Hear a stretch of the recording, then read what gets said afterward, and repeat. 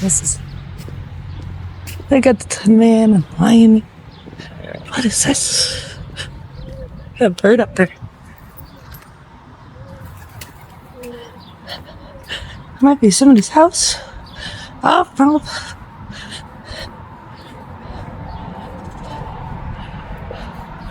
All right, here we go. The first famous brick that we have in this road is Liza Minnelli. And Liza Minnelli, she was the daughter of Judy Garland. And fun fact about, Liza Minnelli was actually married Jack Haley's son later on in life. And she lived a really happy life and they lived married for a while. And Jack Haley, he was the actor that played the Tin Man in the movie. So that's why it's really a really cute connection.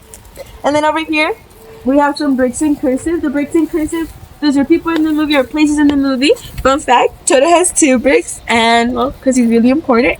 And then another famous brick we have is Governor John Carlin. He was a governor that named the Liberal as Dorothy's house was disappearing, and people were just taking wood and burning it and making them into tables. So this antique is very unique because it's from Arcaline, and Arcaline is a ghost town. We're actually going to be going there later today. We're going to be going there later today. Really? Yeah. To Arcaline Park? Yeah, we already went to Arcaline Park, but we're going to go, there's a, most haunted place in Kansas. We're going to go there. Really? Yeah. Yeah, so there's a lot of stories of ghost towns here in Kansas because we have Arcaline. I think we have another one that's we have a lot. Yeah, where Amelia Earhart's from too, up there, yeah. It's like Arshiki or so. I don't know how to say it. What are we gonna do this afternoon? It's 6 hours away though. Well, Arkalon.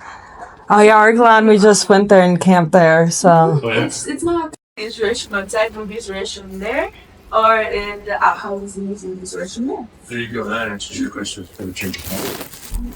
Yeah, and if you're in the oldest child, you got to put it out every morning. And then over here is the Graffinola. Graffinola is an old record player. Those are used, also, when they had freshly cut their mustache, they didn't want any milk or any coffee in there, so they would just rest their mustache when they drank, and now... That would be very handy, even now. Exactly. Yeah, mine gets in the way a lot. So. She'll probably tell you. And then this over here, these are 3 types of irons. This first one is a switch iron, it helps you shine the handle. So when the peak never in the peak sort after you were using it, you would attach this thing back on, and that's what iron. With me, Dorothy and my best friend Toto.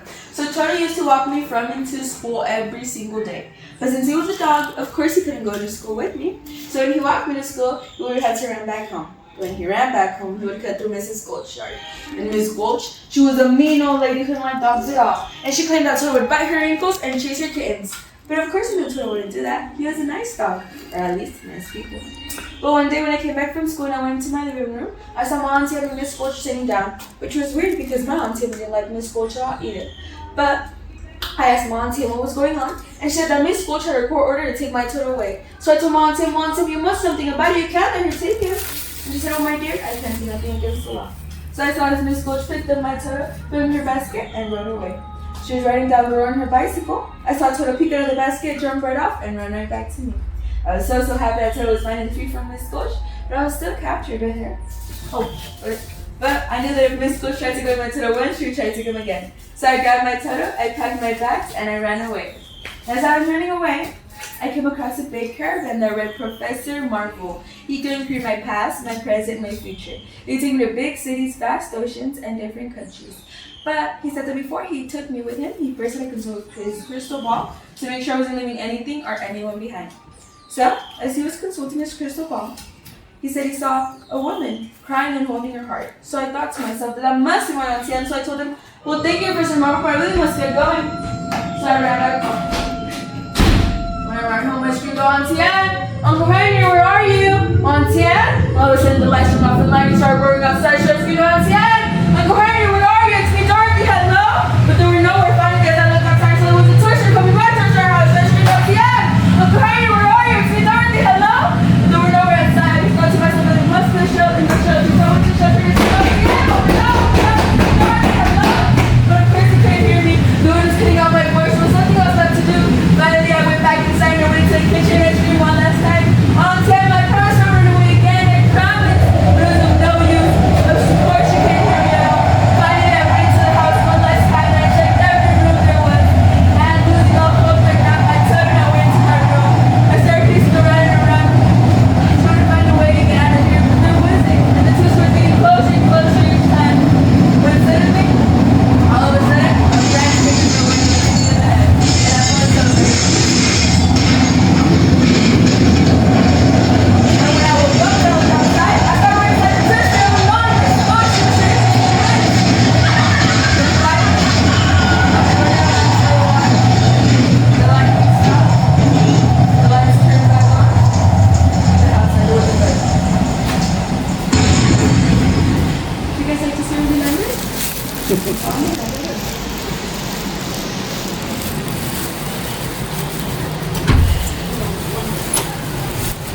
Oh, that's cute. Aww.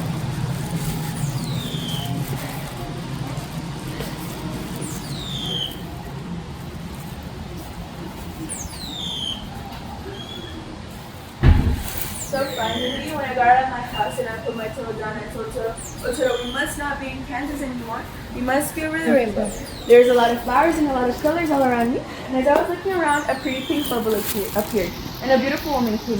And they're laughing because I'm a witch. I'm Glenda, the gutter to the north. And the man had called me over because you are freedom from the wicked witch to the east. I said, "Me, I have freed no one." Then she said, "Well, my dear, there are you, there's your house, and that's all that's left of her." When I looked over at my house under it, I saw a pair of luxury bread slippers hanging down from them. So I thought to myself that I must have been the wicked witch to the east, so I started saying sorry, of course. And Glenda said that there was no need to be sorry because I had just freed the munchkins, but by the poor way they were being treated by the wicked witch to the east. So all of a sudden, the munchkins got out from where they were and they started celebrating. Ding dong, the witch was dead. And all of a sudden, a cloud of smoke appeared. And another witch came out, the wicked witch of the west. She came up to me and she said, "Who killed my sister? Was it you?" And I said, "Well, I'm so sorry, I didn't mean to." But she didn't care for my apologies. The only thing the wicked witch of the west wanted were the red slippers hanging down her sister's feet. So she went running to go get them. But as she leaned down to get them, they disappeared. We were all looking around to see where they had appeared, and as I looked down, they were right at my feet. I know Glenda must have put them there, so I made no big about it. But that made the wicked witch of the west very angry, and she came up to me and she said, "I'll get you, my pretty. You're a dog, too." Then she disappeared in a cloud of smoke and fire. Well, when I heard that, I got very, very scared, and I told Glenda I didn't want to free anyone. I just wanted to go back home, to Kansas, where I belong. But she said that there was no need to be scared. I just had to follow the yellow brick road, get to Emerald City, and...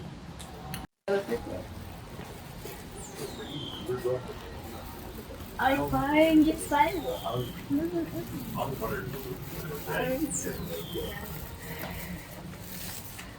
So finally, me and Toto got into a two-way path, and I asked Toto, "Oh, Toto, what way should we go? Should we go this way or that way?" I expected no answer, of course, but I asked either way. And when I asked again, I heard a response. That way looks nice. And of course, that way looks nice too. "Well, my, you can talk better, Scarecrow. How's that so?" Yes, I can talk, but I can't get down from this post because I haven't got a brain. "Well, me and Toto are gonna go see the wizard. Maybe he could give you a brain. Would you like to come with us?" You think so? Get me down from here and I'll go with you. "Ooh, I can't get you down from there right now. I'm a little busy, but maybe I can come for you later. Will you still be up there when I come back?" Of course, I don't want to hold up your tour. I'll be right here. I'm not going anywhere. "Okay, bye." Bye, everyone. So of course, can't leave him up there all alone, so we came right back for him. What's up? And as the Scarecrow told me we were walking down the yellow brick road, we got very hungry. You know what? We don't want your apples anyways. They'll bring worms from them. Which made the trees very angry, and they started throwing their apples right at us. But that was exactly what we wanted. And as I was picking up my very last apple, I came across a man. A tin man, actually. He was saying something that sounded like oil can. So I looked around, and I found an oil can right in front of him. And I helped him. So finally, all of a sudden, the tin man started moving. He said, "Oh, my, that feels amazing. I've been resting here for ages." And I said, "Ages? How could that have happened?" And he said, "Well, you see that tree that's right there? I was chopping it up. When all of a sudden, it started raining, and of course, since I'm made fully out of tin, I rested up. And I've been like this for almost a year." And we started walking into the forest, and we started thinking like, lions and tigers and bears, oh my. Lions and tigers and bears, oh my. Lions and tigers and bears, oh my. A lion jumped out of the bush and started chasing my Toto. So I bopped him right in the nose. To my surprise, the lion started crying. He said, "Well, why would you do that? I didn't even bite him." And I said, "Well, you were going to. And why are you crying? You're just a little bop in the nose. Well, aren't you a lion?" As we were walking, we came across a sign that read Haunted Forest Witch's Castle 1 mile. I turned back if I were you. Boy, we turned back now. We had come such a long way. But we didn't know that this long way we had come. The Wicked Witch of the West was looking at us through crystal marble. And she came up with a plan to capture me and my Toto and finally take away the red circus away from me. So she sent her flying monkeys to capture Toto, put him up, and finally save me from the Wicked Witch.